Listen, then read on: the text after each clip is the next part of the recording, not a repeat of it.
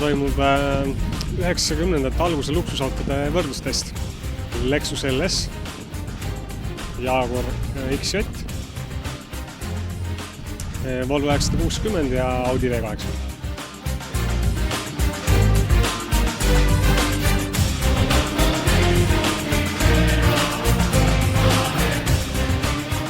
Need on tõesti need autod, mida noorena sai hakatud ajakirjadest vaatama.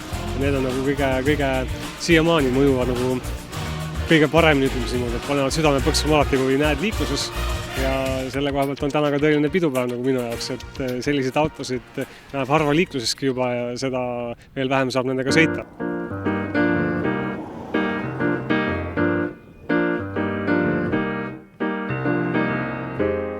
Neil autodel on ikka väga igaühel oma iseloom.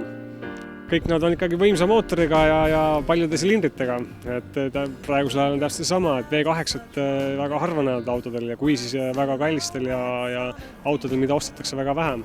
Et see kunagistel luksusautodel V8 oli ütleme, standard, et tänagi on meil siin 2 V8 ja 2 R6 ja kõigil võimsust ikka piisavalt. 4-liitrine V8, 180 kilovatti.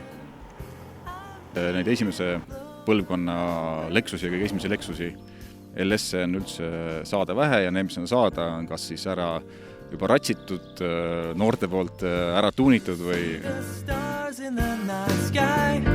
Ütleme nii, et Lexus avaldab muljet. Arvestades seda, et tegu on 80 lõpus turule jõudnud autoga, siis ikka väga vaikne ja väga mugav. Sama sujuvat automaatkäigukasti nii vanal autol, ma mäletan, kas ma olen proovinud. Ei, Eestis neid ei leia. Ma arvan, Eestis kokku peaks olema statistika andmetel kuskil 6 tükki, millest vähemalt pooled on juba avariilised ja ülejäänud saatust nagu ei tea, et see tuli Rootsist.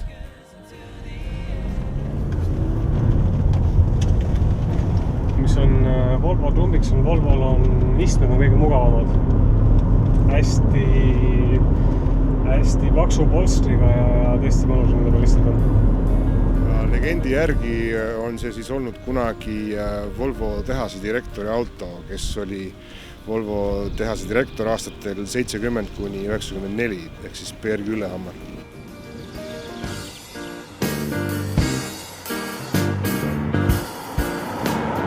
Mul öelda, mis nagu meelde tuleb esimese asja, Jaguari puhul esimese asja on ikkagi disain.